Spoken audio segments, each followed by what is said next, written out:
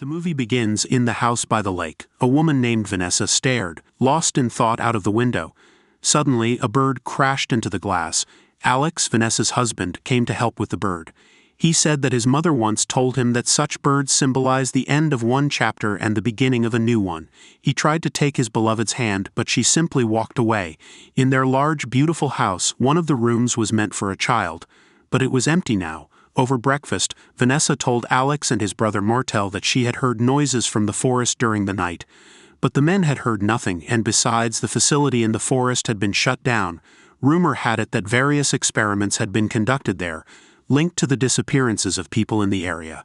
Armed with rifles and radios, Vanessa and her husband's brother were preparing to walk into the woods.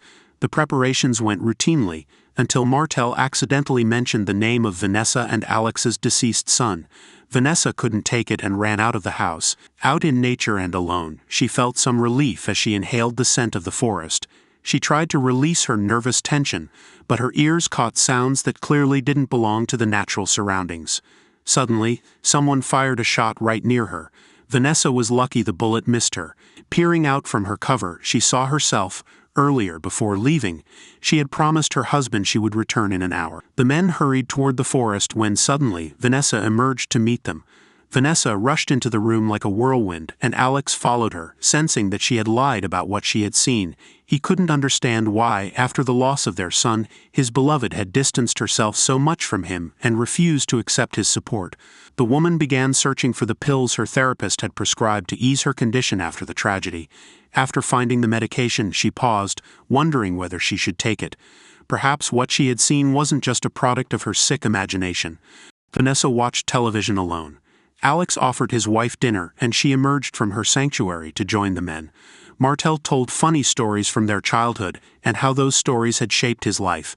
He was convinced that humans are constantly evolving. After listening to Alex's brother, Vanessa decided to leave. Martel accidentally burned his hand and was the first to go inside. Vanessa saw that the burn on Martel's hand was very severe, but the man didn't want to treat it and preferred to go for a walk.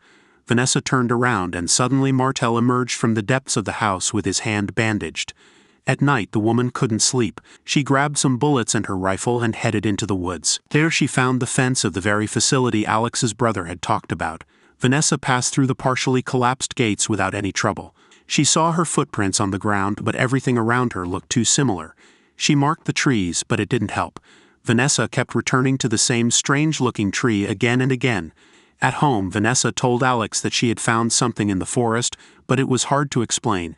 Alex didn't believe her, thinking that his wife had simply gotten lost. Vanessa recalled Alex's father's experiments and mentioned that she had seen herself in the forest. But Alex didn't believe in time loops. He believed that Vanessa needed a doctor's help. Today was a special day, the anniversary of their son's death. Alex became more and more agitated as he recalled those fateful events. It turned out that he remembered everything differently from Vanessa. In her memories, she was the one driving the car during the tragedy, but Alex was certain that he had been the one driving. Vanessa was deeply frightened by the situation. Hearing the commotion, Martel came running, and Vanessa noticed that the burn was on the wrong hand, different from where it had been originally. She realized she wasn't at home, and the people around her were strangers. Vanessa fled into the forest and returned to the clearing where she had been trapped earlier that morning. Suddenly, Vanessa heard that someone else was nearby. She called out to the person, and aiming her rifle, told the unknown to come out slowly. It was Alex, but he claimed they didn't know each other. He said that Vanessa looked a lot like his wife, but he could see the differences. He asked Vanessa to lower her weapon, offering to help her find a way out of there. The Alex from another world started a fire and lit a cigarette. Alex explained that they were currently in fragmented versions of the world, and the house was the core. He didn't know how it all worked, but he had his theories. However, he couldn't test them alone. He explained that there was a paradox. You couldn't coexist in a space already occupied by another version of yourself. Vanessa had one more troubling question. Was there any version of reality where her son was still alive? Alex said he had searched for him too, but the boy had either perished or never existed. Vanessa decided that the man simply hadn't searched well enough. Alex suggested trying to return Vanessa to her original dimension. For this, they would need fishing line, lots of it. So they headed back to the house. Suddenly, they were met by a drunk Martel who accused them of promising to leave him alone. But coming back again in his version of reality, he had been driving them all home, and Vanessa was pregnant. But only Martel survived. He begged them not to come back anymore. Both Vanessa and Alex set Alex's plan into motion, but first, they came up with a secret password to recognize each other. Ward 1111, Bed 8. This was where their son had been born. Before parting, Alex kissed Vanessa, though not his own but so dear to him. Vanessa waited by the campfire. The fishing line twitched and Alex emerged. He correctly gave the password this time. Alex proposed a new plan to blow up the tree they kept returning to after finding their dimensions using the fishing line. In his opinion, this would seal the portal. Vanessa agreed. More than anything, she wanted to return to her husband, but before that, Alex decided to check the house one more time to make sure their plan was working as it should. Vanessa waited. When the fishing line twitched, she called out the password, but there was no response. She quickly put out the fire and started packing her things. Then she followed the fishing line back to the house where it wasn't her Alex. Alex was asleep in the kitchen when Vanessa accidentally woke him. She said the password, but Alex didn't understand what she was talking about. He looked at Vanessa as if she were a ghost. His Vanessa had gone into the forest and disappeared. This Vanessa asked where Martel was, how his hand was, and on which side the burn was. Vanessa realized she was home and began to tell her husband what she had been through. Martel called out to her, and when Vanessa turned around, Alex knocked her out with a bottle. The awakening was rough.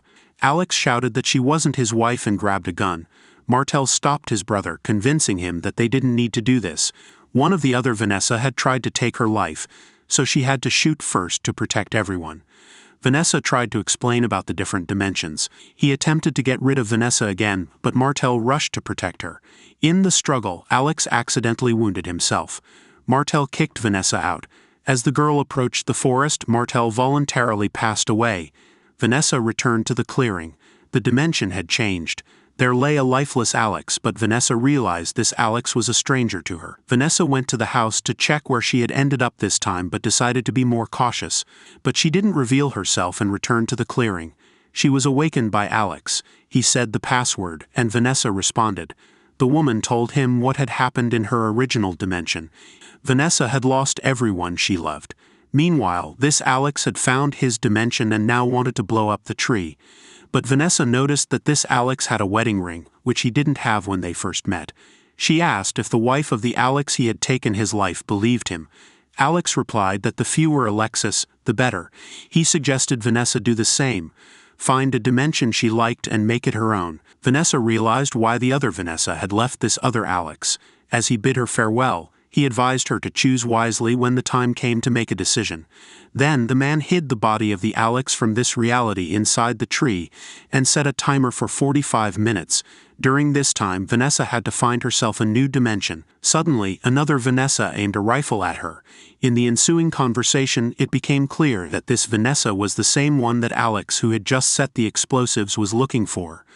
But this Vanessa didn't want to go back to him. The two women began to fight, and one of them lost her life.